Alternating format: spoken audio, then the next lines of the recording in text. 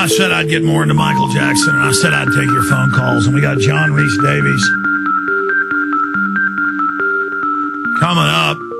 That we got some video clips of him in Raiders of the Lost Ark and his Gimli.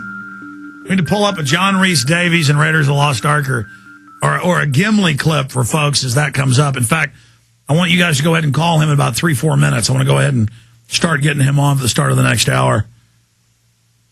This is the type of news I have in my stack. It's up on Infowars.com and PrisonPlanet.com. Would you pledge your soul as collateral? Reuters. This is real. This is not The Onion. Ready to give your soul for a loan in these difficult economic times in Latvia, where the crisis has raged more than the rest of the European Union, you can. See, by bringing in tyranny and financial degradation, people will do anything. And the general public will slit your throat for your money. The government will say it's legal to steal. If you do it for us, they'll put uniforms on, and then they're coming. They're coming for all of us. All these fad-driven people, they'll kill for a cell phone, folks. This is why they turned us into immoral slobs and told us torture was good. And we have given our souls up for this new world order. And it's crap. You give your soul up, and then all you get is to go to the Michael Jackson funeral, which sounds like pure torture. Put it up on screen again. Clients have to sign a contract with the words agreement in bold letters at the top. Client agrees to collateral, that it's his immortal soul. The company would not deploy debt collectors to get his money back if people refuse to repay and promise no physical violence. Signatories only would have to give their first name and do not show any documents. If they do give it back, what can you do? And it goes on. Now this is a smart loan shark, knowing that people are very superstitious, that they're probably statistically going to pay it back. See, it's all superstition. It's all flim-flam. It's all garbage. It's all fake trash scams. And that's what we've turned into, the most conned, manipulated planet. Desperate residents in the recession-hit Baltic state of Latvia are willing to sell their souls in order to obtain small loans. Put that up on screen for people from Yahoo and Reuters. I mean, people won't believe it. They'll just... I can't believe this. I can't believe that people would stand in line and to go in and see Michael Jackson and pay for tickets to see his to see some music sung by his idiotic family. I mean, I just can't believe people don't value their liberty and freedom, and that we're being totally conquered by offshore banks. They're about to start World War III, and I'm a weirdo because I don't want World War III. I'd be normal if I liked Michael Jackson and if I yelled and screamed all day about football. Before I end this hour and come back with our next guest, I want to tell you about one of our sponsors that makes the show possible. All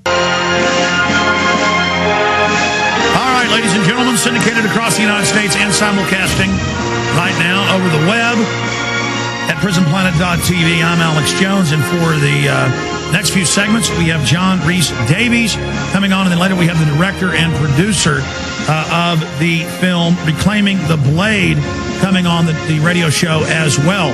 When the director contacted me and said he liked the radio show and that he'd like me to see his film, I was flattered. I had a chance to see it. It's really the history of swords, the whole culture, chivalry. And then when I saw that John Rhys-Davies was in it, this is the guy who's plays one of the main characters in some of the Raiders of the Lost Ark films, like the original, and then also the one where they're looking for the Holy Grail. He's Gimli, my favorite character in Lord of the Rings, and so many other big films and Shakespearean productions. And he joins us from the Isle of Man, where my friend Rick Linklater just finished shooting a film about Orson Welles a few months ago. I've never been to the Isle of Man, but I'm told it's very interesting. And it's just great to have Mr. Davies on with us. Thank you, sir, for joining us. It's my pleasure to join you.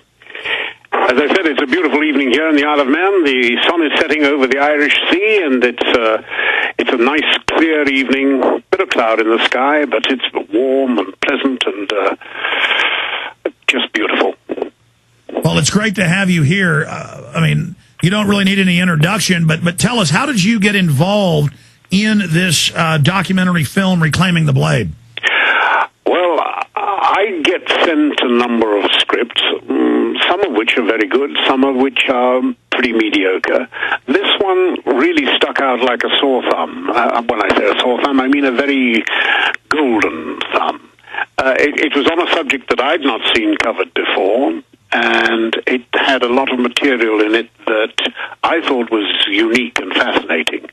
Anyone who's interested in history at all will be interested in this extraordinary documentary. The sword is such an elegant symbol of so much, isn't it?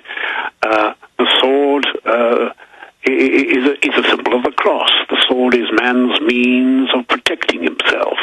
The sword is it's a symbol of justice. The sword is generally double-edged.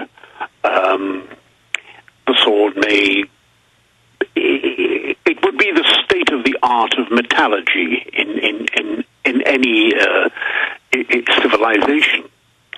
I mean, there was a fascinating story the other day. There's a very great Viking sword maker, and he signed some of his pieces. But some of them were puzzling to archaeologists because there were fragments of them.